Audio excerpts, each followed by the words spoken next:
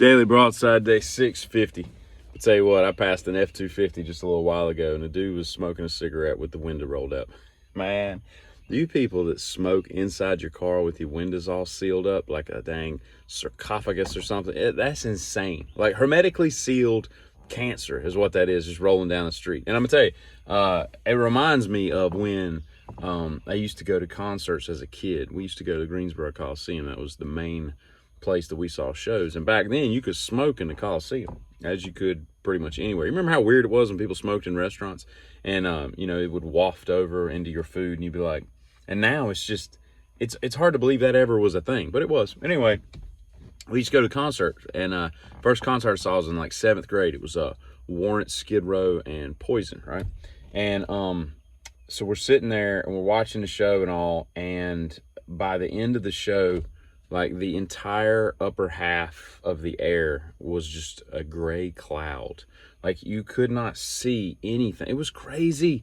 It was like people got inside and they're like double smoking, just like seeing how fast, bringing like 3 packs in and leaving with 0 packs. Like it's just how much could we smoke, and you would go home and you've never smelled that bad in all your life. Like you would walk in, your parents would be like, how was the show? What in the hell? Because your clothes would just reek. Because you'd go to the show for $20, you buy a shirt for $20, and then you'd get home and those clothes would stink for like the next week and a half. You'd have to watch them 2 or 3 times, And this was before we had, what's that crap that Billy Mays sold? This is before OxyClean, This is just Tide. This is straight up Tide, That's all. And Tide's just, it's doing all it can, but Tide can't do but so much in 1987, So you would have to leave your clothes out in the yard and just hose them off with bleach. You bought a black shirt, it's now white because we had to get the cigarette smoke out. I'll tell you another thing about that show is we were on the lower part of the upper level, like right on the rim of the bowl, right?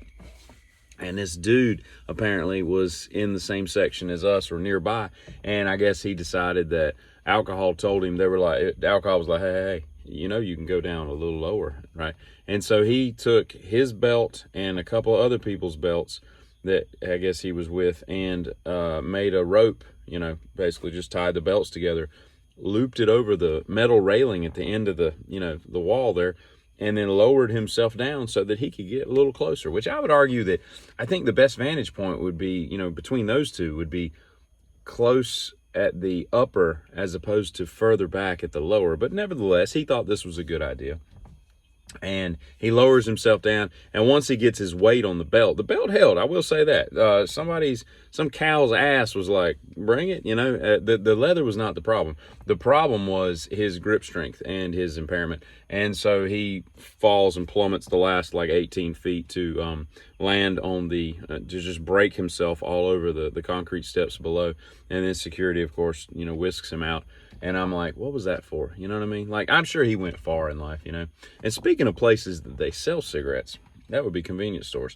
When I had just finished my freshman year in college, and I got a job working for the NCDOT, surveying roads. It sounded like a dream job, and in some respects it was.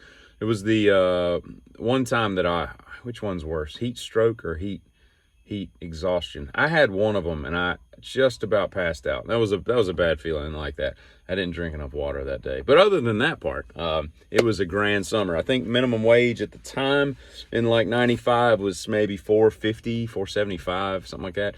I was getting paid $7.25. Like we were balling. I mean, that was a lot of money.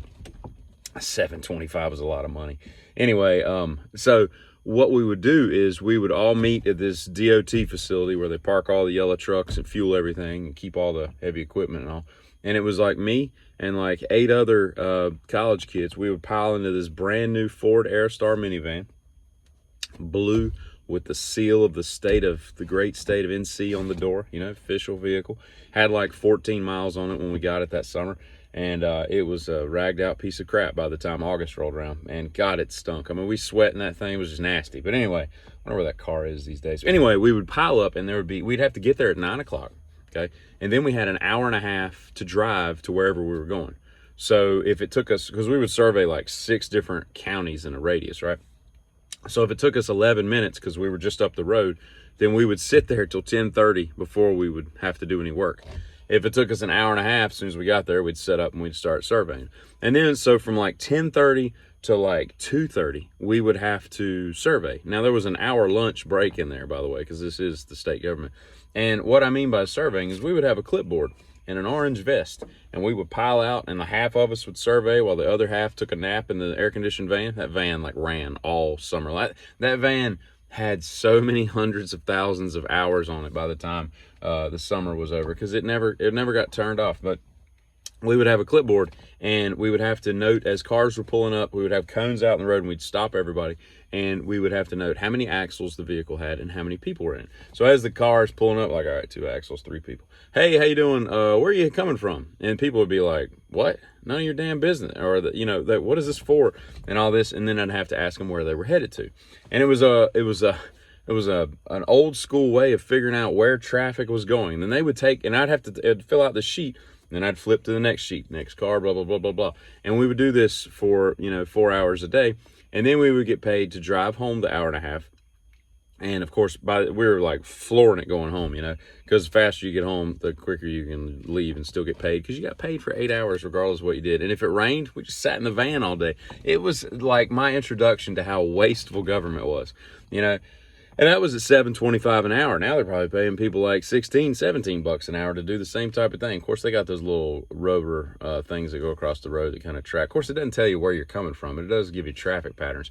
At any rate, that information was what we have used since in the last 30 years to build roads that I currently drive on in this area of the neck of the woods here.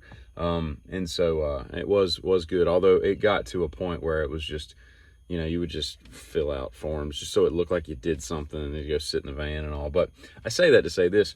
I was all over a 6-7 county area, right? I mean, hours in each direction, right? And one day, we lived in convenience stores. And for some reason, that summer, I was kind of addicted to drumsticks. I was eating like 2, 3, 4 drumsticks a day, those ice cream cones, that was just like the greatest treat ever. And, this was all you had back then was like Coke and Gatorade, So anyway, I went into a Tank and Tummy in Asheboro, North Carolina.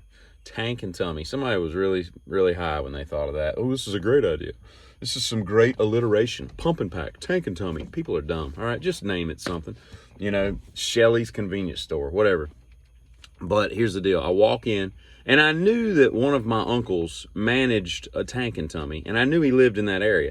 I didn't know which one. So I walk in, and I recognize him. He doesn't recognize me. Now, I've seen the dude a million times in my life. And so I walk up to the counter, and, I was like, Jimmy? And he's like, yeah, how you know my name? I'm like, Jimmy? Like that? He's like, seriously, how you know me? And I'm like, I'm your damn nephew. And he's like, and it took him a second, right? And he's like, lifts his glass. Oh, hey, what are you doing? And I'm like, good God. So then fast forward like a week later, I'm doing traffic, right? And the next car pulls up to me, and it's a Buick. What did they have? A Buick LeSabre or a Park Avenue? I think it was a LeSabre. It was like a mid-90s, fairly new LeSabre at the time. It was burgundy. And I pull up, and I'm like, looks like the car my grandparents drive. Well, it's my grandparents. So my grandfather's driving.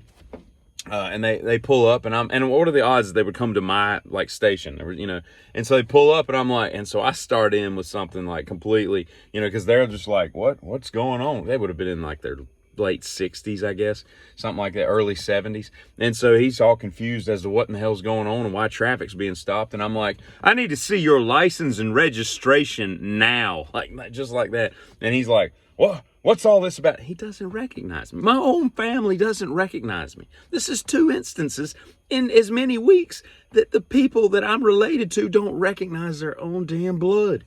And so I screw with him for a minute, and finally I like lift my sunglasses. I'm like, it's me, you idiots. And they're like, and he's like, oh, look, it's our grandson. I'm just, people are so unaware of their surroundings. Much like that guy who was unaware of how bad concrete's going to hurt from 18 feet. Y'all have a good one, Kitty.